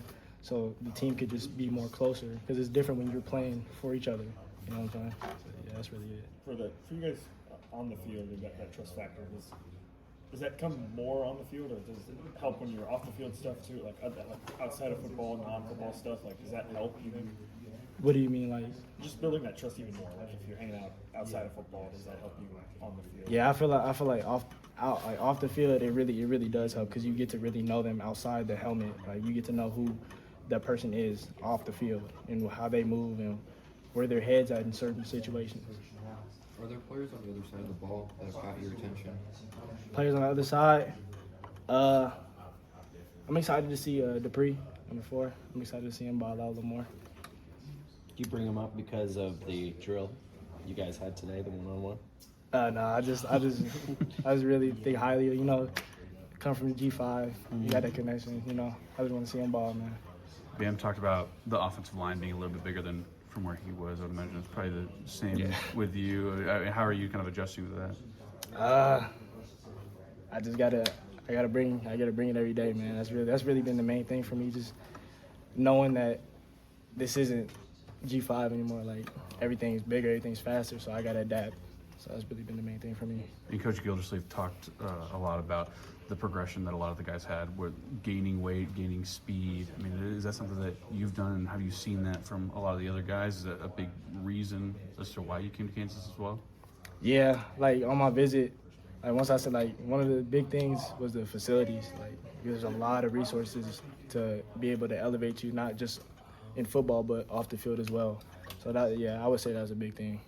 What are some of the off-the-field resources that stood out to you? Off the fields, I mean, we do a lot of life skills. So, like, whether it be working with taxes or just making sure your mental's right, we do a lot of that stuff, and it's a blessing to have all that, you know. Taxes, like walk you through taxes. Just like how everything works, because you know not everybody is blessed with that resource to understand that you have to pay them on a certain time. You know, some people pay it quarterly and stuff like. Just those kind of stuff, because I know that's brand new for me coming in here. It's new to me, man. But yeah, just stuff like that, just knowledge. Another thing Coach Slave has brought up is what players do best when they're at their best. For you, what's your superpower? What's something that sticks out that is the best part of your game? For me, it would either be my explosiveness or just my headspace, my knowledge. Because I know, like, it's not like I may not be the biggest sometimes, but I may not be the fastest sometimes, but I have to know my surroundings. I have to know certain tendencies of certain things, you know? Yeah. I think that's the biggest thing for me. And then what do you envision your role in the linebacker room? Trey's going to play a lot of football, but what do you envision your role being this upcoming season? Really just helping this team out. However, whatever they need for us to win, that's really just where my head's at. Just whatever they need so we can win. Coach Simpson talked about you kind of being malleable, I guess, being able to play different positions. Is that something that you've kind of worked on throughout this fall camp? Yeah, that's where they've really been like hammering on me, just being able to know, like, not even just me, but really the defense, just knowing where your help is at, as what DKO says, and it genuinely helps, like, just learning both positions to know certain fits and stuff like that. Yeah. Does Trey help with that? Just the fact that he's been here with DK Yeah. the past year. What's his role been with you? I mean, like, all the guys, we all help each other. Like I said, we'll get in the film room, all to talk it up about everything, about the fits, coverage, pass drops. We'll all just chop it up, just help each other out with all that. Yeah. What do you think about what's going on with the stadium out there? All the construction and everything. They working, man. They working. Props to them, man. Really appreciate it. Thanks, Quincy. That's KU linebacker Quincy Davis, who came over from New Mexico State. We've got a returner that we talked to yesterday as well, Malachi Curvey, who walked in the room, and we were like, wow, this is I didn't recognize him. No, it's a big dude. And I was like, who? And perhaps he will have a big role this season, as last year he was on the team, didn't play a ton. Now he's going to have an opportunity to compete in that linebacker room that we've talked about, has a lot of depth this year. Here's Malachi Curvey yesterday. I'm going to start with a hard hitter. How's fall camp been going so far? It's been going smooth. It's been going good. I think we're all getting quality reps and continuing to improve. Cool. How would you say your game's improved in the time you've been here? Shoot. I feel like confidence has definitely increased when I first got here. I played straight DN out of high school, so coming up here, a little change, but I think I've adjusted well, and I've been continuing to grow and gain confidence. How about the talent in the linebacker room this year? Talent is, in my opinion, way larger than last year. I feel like the guys that came in have a lot more experience, so that's good. What was that like? You're one of just a couple returning guys, but you've also only played a little. What was that feeling like of having all those new guys come in? Really just having a mindset of helping them learn the system and know where to be at, know what to do. Just helping them. When you camped here a couple of years ago, did they talk about mostly playing linebacker at the camp, or were they thinking you as a D end, tight end? I knew you had some tight end interest too. Yeah. So when I came here, they had me play DN majority of camp. No, linebacker majority of camp. And then when it came to the one-on-ones, I went with the DNs. And when you think about yourself then versus now, let's talk physical growth, I guess. How much you really feel like you're physically developed? I've definitely put on some weight. I think I've developed pretty good. Buying into the program, I think it's been pretty easy. What's the difference between playing DN and linebacker for you? DN, I feel like you're more straight up. You have less time to see things and plays develop. But linebacker now, I see everything. I got to know what's going on behind me, what's going on next to me, and what's going on before me. Coach seemed to talk about it a little bit, your versatility, right, and the fact that you have a pass rushing background. Like, what sort of stuff are they asking you to do in practice then that he sees the versatility show up? I feel like he's just talking about blitzes and edge presences. I think I show my rush when I get those one-on-one looks, and yeah. Coach Simpson said you'd come back off shoulder surgery. What's that been like, and kind of getting back into full action? Man, it's been good. I was tagged mostly for spring ball, but now fall camp, getting a body on the body is really good to get back out there. How was your freshman season overall? Like, how would you describe it? I would say definitely had some adversity, but I think it was good. I think I learned a lot. You got a couple chances on special teams. How helpful was that, I guess, just being in games? Yeah, it was good to get a feel for the game speed. You guys got the pads on now. Talk about some of the guys you go up against on offense that are good matchups. Yeah, really both tackles, Nick Morrow, Calvin Clements. When I'm going up against the guards, Mir Herring, Tavake, everybody's pretty solid up front. How about chasing the running backs? Man, all the running backs are speedy.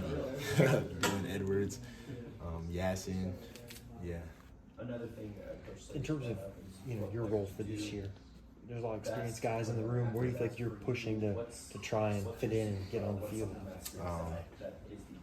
I think that everybody's making a case, and I think that the coaches are going to put who's best out there.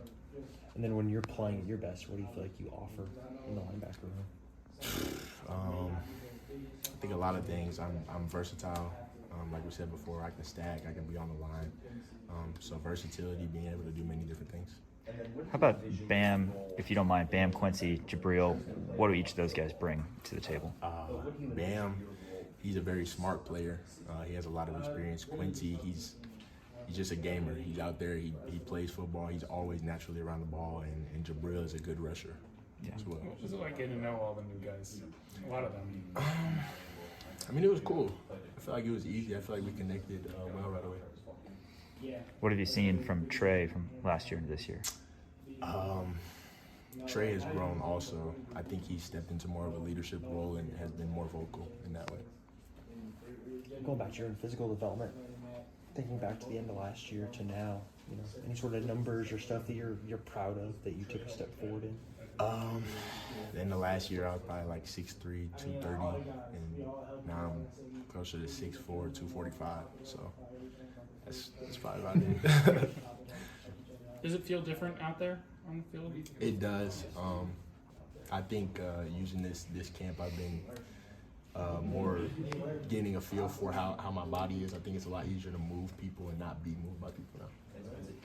How about a couple guys off the edge, like Leroy, Dak? What do you see in those guys? Deep pass rushing backs.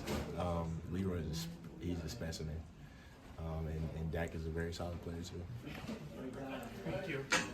Linebacker Malachi Curvey, who looks really impressive, and again, he's going to have an opportunity to make an impact in that linebacker room for the Jayhawks this upcoming season. Going to hear from all sorts of KU coaches and players as the week rolls on. Didn't have media today, but each of the next 3 days will be over at the football building collecting the podium thoughts of coaches and some breakout thoughts from some players as spring season rolls on, or fall camp rather, rolls on. Next week, a week from Thursday, in fact, is the KU Football Media Day. So Dan and I will be out there, which was one of our first events last year for Kansas Nation, and it'll be it was like the fun first thing we did. So much fun. I know, it was fun. That was and, before we I were think even they doing brought shit. pizza. Is that correct? Maybe. I feel like they had pizza last year. Love maybe. pizza. Yeah. Love pizza. That was a lot of fun. But, yeah, we're going to get some one-on-one interviews with a bunch of guys who are going to be broken out at the indoor football facilities. So excited for that. After this, though, we are going to do a new segment where we take a look at each of KU football's opponents and give a record prediction for each of them. That'll close out the show here on Rock Chalk Sports. Thanks for watching on KansasNation.com. Yo, this is Paul Pierce. Is the place to be. Check us out again on social media at the Kansas Nation, Twitter, TikTok, Instagram, and YouTube. Kansas Nation on Facebook as well. Dan and I were over at the booth earlier today, recorded a hit kind of showing some of the progress of the construction on the east side of the stadium and the Gateway District as well. It's coming together. Going to be reduced capacity as expected this upcoming season. When the booth is full, it's going to be 43,000, but of course that's moving forward when the whole project is complete. Going to be forfeiting some this upcoming year, of course, with not being able to fill the complete east side. That's right, yeah. So you're going to be forfeiting, around 11 to 12,000 just for that upper east bowl. So it's going to be around 30,000 this year, which is still a respectable number. And I think it's going to be more intimate. Obviously, it's going to be a construction site, and we don't really know necessarily about parking or different things. But Travis Goff did wind up telling the Kansas City Star that, hey, it's going to be reduced capacity this year. And honestly, we've talked about this before too. Like, if you're going to do construction, and if you might as well make it this year when Kansas is going overseas. Actually, probably was vice versa. Like, if Kansas was going to go overseas, you might as well do it this year and forfeit a home game. And you only have 3 home Big 12 games. I understand that, but still at the same time, like, you want to give these guys enough time to work and build this brand new stadium. And it's all coming together. It's looking really good. We're always excited. We're walking by it every day, going to those press conferences. And it's coming together very, very nicely. So really excited about it. Yeah, looking forward to getting out there on September 4th. And then a week after that, life comes at you fast as misery will come calling. Back-to-back Friday night games, 7 p.m. each of those games as Kansas starts 2026 campaign.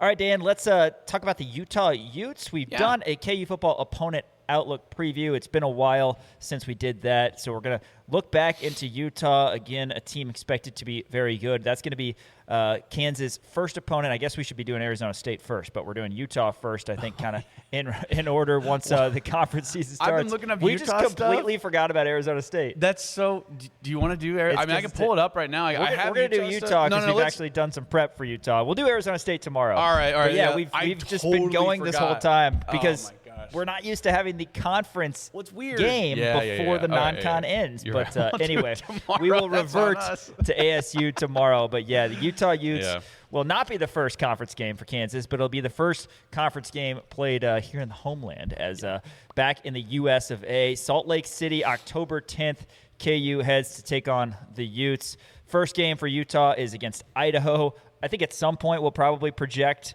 a shocking opponent of an FCS beats FBS. This is not one of those times. No. Utah's going to beat Idaho, and then they've got Arkansas. Yeah, this played at the Kibbe Dome? You kidding me? That's right. That's true. I might. That's true. Who But knows? this is on the Salt Lake, so probably not going to happen. And then they get Arkansas also in Salt Lake City, their second non-con game on September 12th. Yeah. So obviously, win against Idaho. Arkansas is interesting to me. They went 2-10 last year. They wound up firing Sam Pittman. They brought in Ryan Silverfield from Memphis.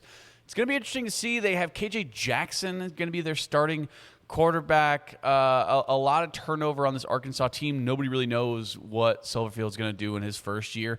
But at the same time, you do have a first-year head coach at Utah in Morgan Scaley. Now, he's been there for a while, so I don't know. I think you can kind of look at this and say, okay, yeah, I think that he's going to get this ship steer in the right direction, especially with Devin Dampier coming back, Wayshawn Parker coming back, a lot of really nice talented pieces on the defensive side of the ball. So, yeah, I think they beat Arkansas, and then they wind up and beat Utah State in week 3 as well. So I think they start off 3-0 in the non-conference, and then they start off conference play with a relatively I don't want to say this because Kansas is also in it, but a relatively easy start to conference play. They start off with Iowa State, who's projected to be the worst team in the Big 12 because obviously Matt Campbell goes over to Penn State, and they have an entirely new team, essentially. I mean, we remember talking back in like January where we looked at the Iowa State roster and we're like, they have like 12 guys. Yeah, right. Total on their roster right now. 12 guys. The 12 guys total on their roster right now. And obviously they wound up filling in those roster spots, but I don't think Iowa State's going to be very good. So they start off 4-0, but that's in Ames. I still think they go out and beat Iowa State in Ames. Then they go back to the Salt Lake where Kansas plays them for technically their Kansas' second Big 12 matchup, because we keep on forgetting about this Arizona State game, at least counting as a Big 12 game. You know what? I'm going to say KU beats Utah. Okay, why not? Why not? 4-1. You got to stay consistent with that. I'm going to stay consistent with that. Okay. You know, there might be a pattern here where Kansas all of a sudden winds up 12-0. Could be. I wouldn't think it's a shock if that happens. So yeah, Utah. Should I go? I mean, all right, fine. They take their first loss. I think Kansas wins one of the two between K-State and Utah. I'm going to go ahead and say that they lose to Utah. So, all right, give me Utah starting off 5-0, and then they go out and beat Colorado. That's 3 games in a row starting off conference play where Utah, I think, is going to win. But then they match up against Houston. It is going to be in Utah, but I think Houston clips them. I like Connor Wegman. I like Willie Fritz. I think Utah, Houston, I don't know if I want to buy into that or not. Like it was so weird last year that they were good. I just didn't believe it. And then they're bringing back a lot of guys. So who knows there? I think Houston goes into Salt Lake and maybe clips Utah in this one. Utah then goes and beats Cincinnati. I think BYU beats Utah in Utah. It's going to be a lot of fun. Hopefully they do the all blue versus all red again. That's always fun to see. That is fun. Then Utah goes out to Arizona. I think Utah beats Arizona in Arizona. That's going to be a fun game. And then they close it out with TCU and then West Virginia. I think they close it out with 2 wins there. So I have 2 losses. They go 10-2. Wow. Utah does in Morgan Scaley's first year. I might want to go back and change this up. Oh, my God. You know what? Kansas beats them. Oh, my God. 9-3. KU clips them. Aren't you glad we did this segment? Yeah. I'm glad we did this segment. We didn't even do the correct first team, and then you just can't decide. Win against Idaho, win against Arkansas, win against Utah State, win against Iowa State, loss against Kansas, win against Colorado, loss against Houston, win Cincinnati, loss against BYU, win against Arizona, win against TCU, win against West Virginia. Okay, so 9-3. Tomorrow when we do Arizona State, I want you to firm up where you're going. Well, I show. like being fickle-minded while I'm doing it. Talking through it, anything like that. Yeah. Hey, if they go 9-3 in Morgan Scaley's first year, then good for them. It's interesting. Cincinnati, that's going to be a strange team this year. They've got Scott Satterfield, but they're dealing with a new quarterback. J.C. French IV is the quarterback there. He was at Georgia Southern, and they had the whole Brendan Sorsby fiasco and whatever. That's a mess also. But you got Utah beating Cincinnati on Halloween. So, all right, we'll see if we want to keep doing this segment. But we'll try Arizona State tomorrow. It's fun to kind of look at the schedules for some other Big 12 teams. That'll do it for Rock Chalk Sports today. I want to shout out Elijah Schmidt and Trey Myers behind the cameras today. For Dan Courtwright, Sean Kellerman saying make sure you're tuned in tomorrow and the rest of the week, 4 to 6. Rock Chalk Sports Daily right here on KansasNation.com.